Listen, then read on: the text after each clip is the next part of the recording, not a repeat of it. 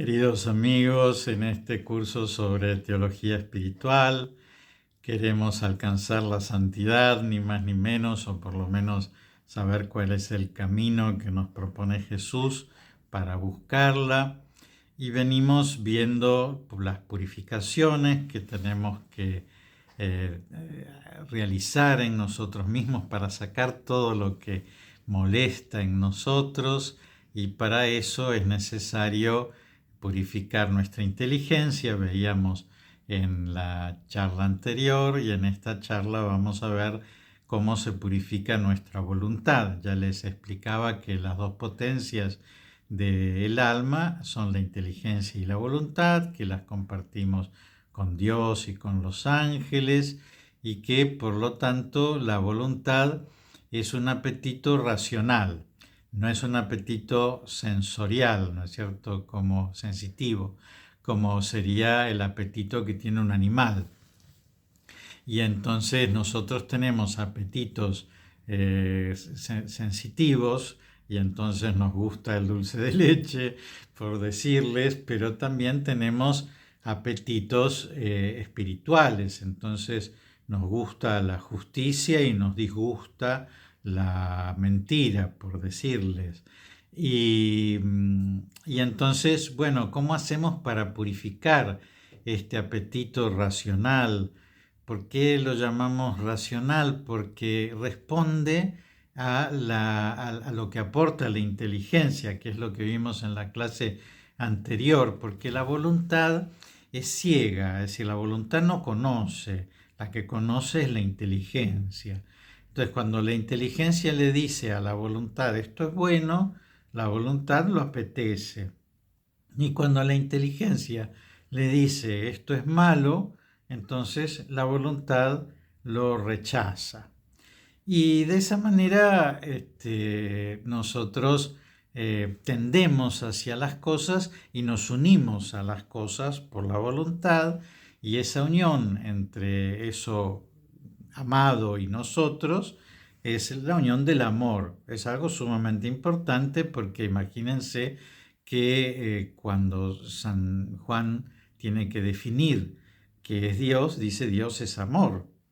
Y cuando Jesús nos enseña cuál es el primer mandamiento, evidentemente si estamos hechos a imagen y semejanza de Dios, y Dios es amor, entonces nos dice que el primer mandamiento es amar a Dios sobre todas las cosas, con toda el alma, con todas nuestras fuerzas, y amar al prójimo como a nosotros mismos. Entonces ahí ya aparecen tres tipos de amor, ¿no? El amor a Dios, el amor al prójimo y el amor a nosotros mismos.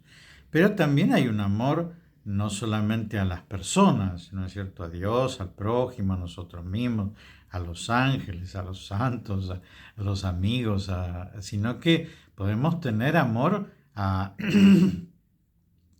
la patria, podemos tener amor a nuestra vocación, podemos tener amor a nuestra familia, es decir, a muchas cosas nosotros le tenemos amor. Y ese amor nosotros lo distinguimos en tres clases. Hay muchas distinciones sobre el amor, pero decimos que el amor es de concupiscencia, cuando yo busco lo que a mí me gusta, y entonces es porque a mí me gusta, que amo esto. Entonces amo a mi familia porque me quieren, me cuidan, me dan de comer, me satisfacen, y entonces yo los amo con amor de concupiscencia. El amor de benevolencia es justamente desprendido de esa satisfacción que yo recibo, sino es por el bien que hay en la cosa que yo amo. Entonces, volere, ¿no es cierto? Es decir, es amar al bien. Y entonces el amor de benevolencia es ese amor en donde yo amo a mi familia, que me reta, que se enoja conmigo, que me trae trabajo, que trabajo todo el día y con el sudor de mi frente llevo el pan para esa familia que todavía me dice que el pan es poco o que el pan está duro. Entonces es porque yo los amo a ellos, no porque me amo a mí. No es un amor de concupiscencia, sino que es un amor de benevolencia. Y después existe lo que llamamos el amor de amistad, que es un punto intermedio entre esto, en donde se ama el bien del otro, pero también en el otro se encuentra el propio bien, ¿no es cierto? Y entonces eso debería ser la familia, ¿no es cierto? En donde yo estoy buscando el bien de los demás, pero ellos también repercuten en mi propio bien, ¿no es cierto? Y me devuelven a través de su amor tantas cosas que a mí me satisfacen. Bueno, eh, eh, ¿qué pasa entonces con la voluntad? Bueno, que la voluntad queda herida por el pecado original. Entonces, así como la inteligencia, veíamos en la charla anterior, que era herida por la ignorancia, aquellas cosas que no conocemos, y por el error, aquellas cosas que conocemos mal, ¿no es cierto?, con falta de adecuación a la verdad. En la voluntad lo que hay es una herida que se llama malicia. Y es que así como la voluntad naturalmente tiende al bien, después del pecado original nuestra voluntad podría tender al mal. Y eso es porque está desordenada por el pecado original y entonces no siempre nuestra voluntad tiende al bien. Y eso lo sabemos todos nosotros, ¿no? Y además lo vemos hasta en un bebé, ¿no? Que su voluntad, que se enoja, que tiene caprichos, que es egoísta, que tiene celos de su hermanito, que quiere todas las cosas ya, que quizás se encapricha con algo que le hace mal, ¿no es cierto? Y quiere comer algo que está sucio o se mete en la boca algo que no es comida. Es decir, que evidentemente nuestra voluntad no siempre actúa adhiriéndose al bien, amando el bien, sino que algunas veces ama el mal.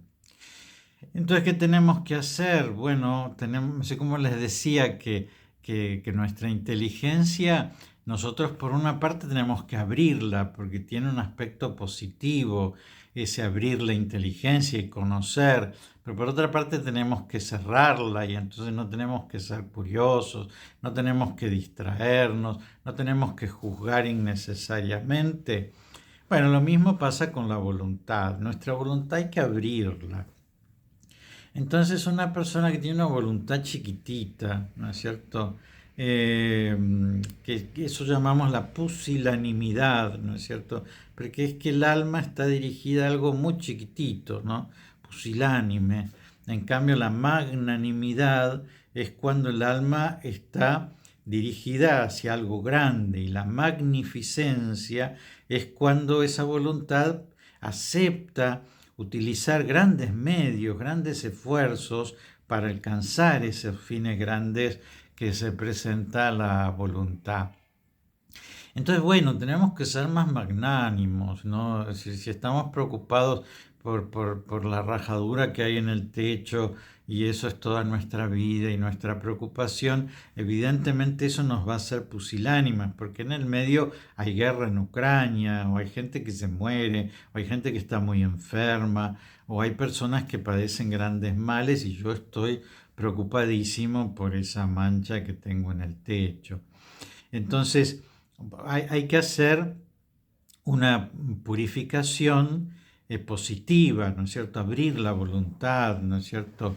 Tener una gran pasión en la vida, algo que realmente nos interese, que no puede ser el fútbol, que no puede ser el tenis, que no puede ser el golf exclusivamente, digo, por supuesto que un gran tenista, su gran pasión será el tenis y estará bien, porque eso es la forma en que sostiene a su familia y es la pasión de su vida, pero nosotros no podemos estar apasionados porque nuestro equipo preferido ganó por 3 goles contra 2 contra el otro equipo, porque en realidad eso reduce la voluntad a a un pequeño bien, un bien chiquitito, ¿no es cierto? Y además un bien que realmente no nos cambia nada, porque si nuestro equipo hubiera perdido, en el fondo tampoco hay un gran problema.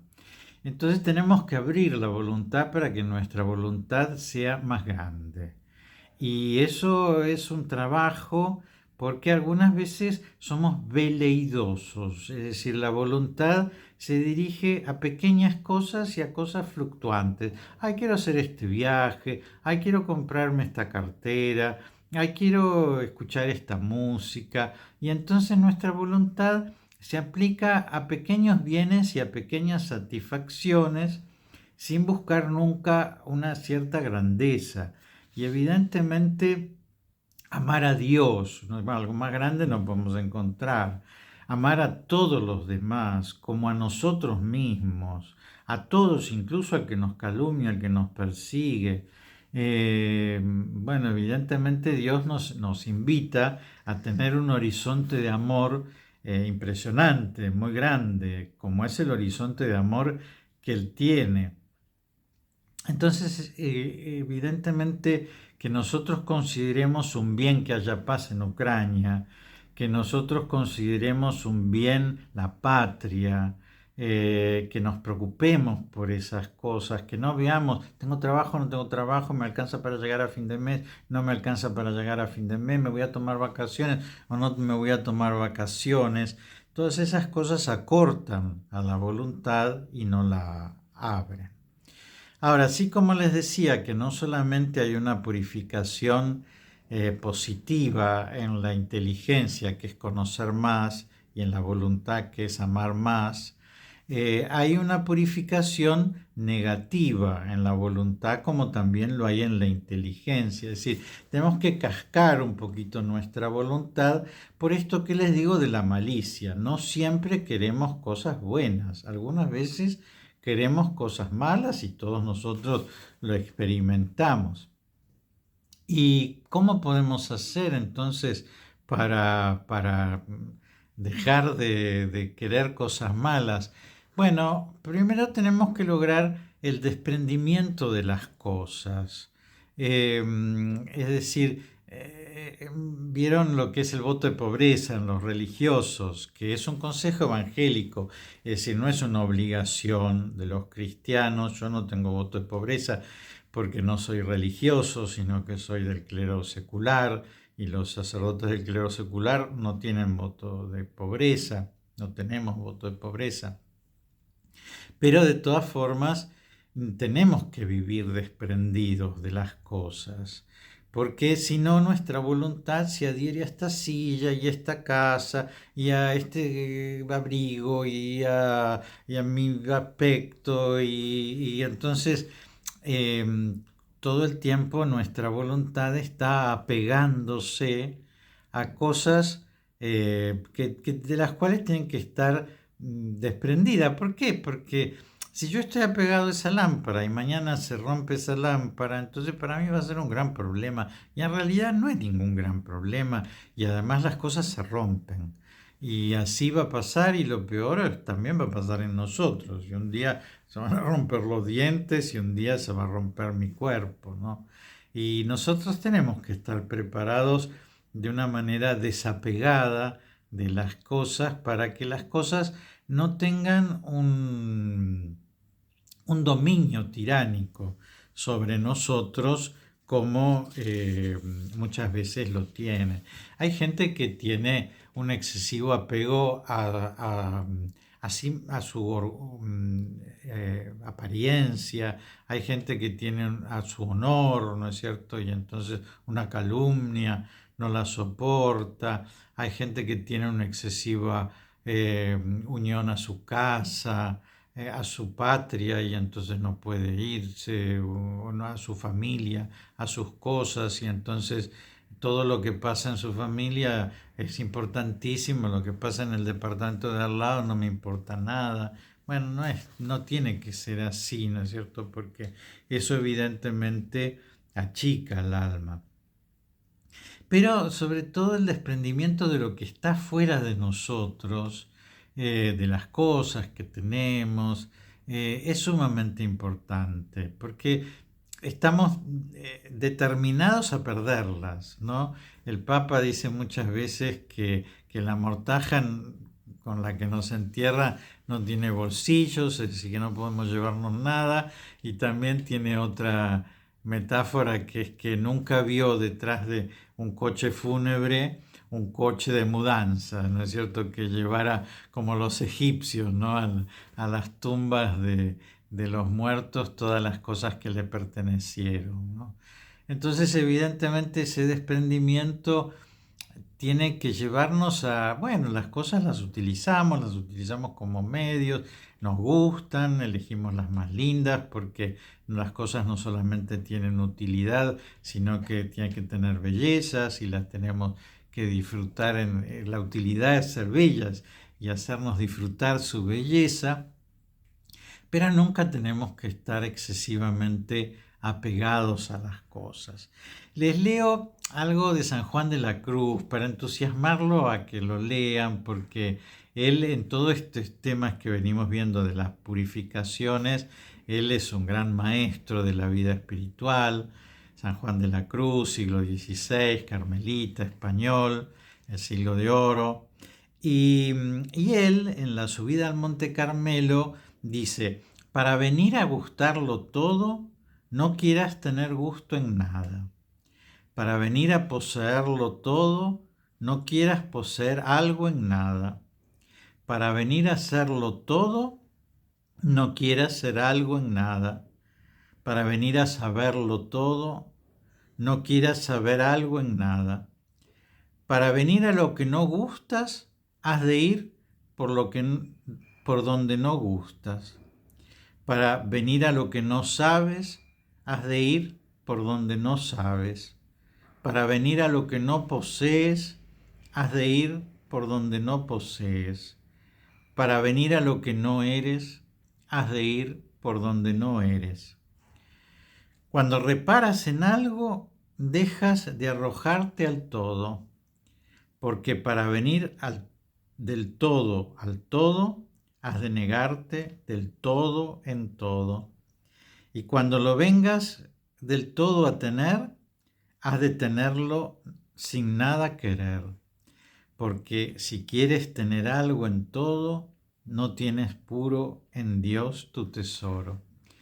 ¿Se acuerdan que Jesús dice, allí donde está tu tesoro, allí estará tu corazón, ¿no? Entonces, evidentemente, cuando nosotros tenemos tesoros, Jesús nos dice que no guardemos tesoros en este mundo, entonces nuestra voluntad está aplicada a eso, a guardar las cosas, ¿no es cierto? Y eso nos preocupa, que no nos las saquen, que no nos las roben, que no las perdamos, que no envejezcan. Y entonces el tener muchas cosas trae muchas preocupaciones. En cambio, el tener lo necesario trae muchas menos. Yo personalmente les digo que ahora soy un hombre grande y que tengo muchas cosas a cargo mío, aunque sea con un destino pastoral, que muchas veces recuerdo la vida del seminario, ¿no? En donde uno todo lo que tenía le entraba en una valijita y lo recuerdo con nostalgia, ¿no? De qué libre era uno y qué poquitas cosas necesitaba y cómo a lo largo de la vida cada vez va necesitando más cosas y por lo tanto va preocupándose más por esas cosas, ¿no? Pero bueno, así como les decía que hay que despegarse de las cosas, lo más difícil es despegarnos de nosotros mismos. Y entonces la perfecta abnegación de nosotros mismos es lo que hace que nosotros, aun cuando podamos negarlo todo, si seguimos apegados a nosotros mismos, vamos a seguir siendo ricos. San Agustín de Hipona, escribe en la Ciudad de Dios, dice, dos amores han levantado dos ciudades, El amor propio llevado hasta el desprecio de Dios, la ciudad del mundo. El amor de Dios llevado hasta el desprecio de sí mismo, la ciudad de Dios. La una se gloría en sí misma, la otra en el Señor. Es decir, que evidentemente si nosotros nos miramos el ombligo, bueno, vamos a construir esta ciudad terrenal y vamos a tener una casa muy linda y un auto muy lindo y muchas cosas alrededor de nosotros, o por lo menos las que podamos obtener por nuestra capacidad o por nuestra suerte. Pero si nosotros somos capaces de abnegarnos, vamos a poder construir una ciudad de Dios que permanece hasta la vida eterna. Y eso hay que alcanzarlo a través de la abnegación.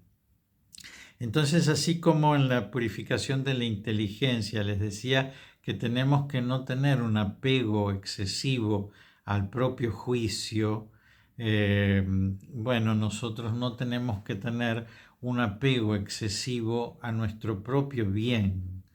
Y entonces, claro, porque si no, alguien nos pide una ayuda y yo, ay, pero estoy descansando, porque estoy muy cansado, ay, pero esta plata que me piden yo pensaba utilizarla para mis vacaciones. Y entonces, evidentemente, si yo tengo un gran apego a mí mismo, nunca voy a encontrar ni tiempo para atender al otro, ni recursos para solucionarle algún problema o socorrerlo. Además, ni siquiera voy a ver las cosas de los demás, porque voy a estar tan preocupado por mí mismo y porque voy a comer hoy a la noche, que no voy a preguntarme, pero ¿y qué estará por comer esa persona que está en la calle y frente a la cual hoy pasé? Porque estoy excesivamente preocupado por mí mismo.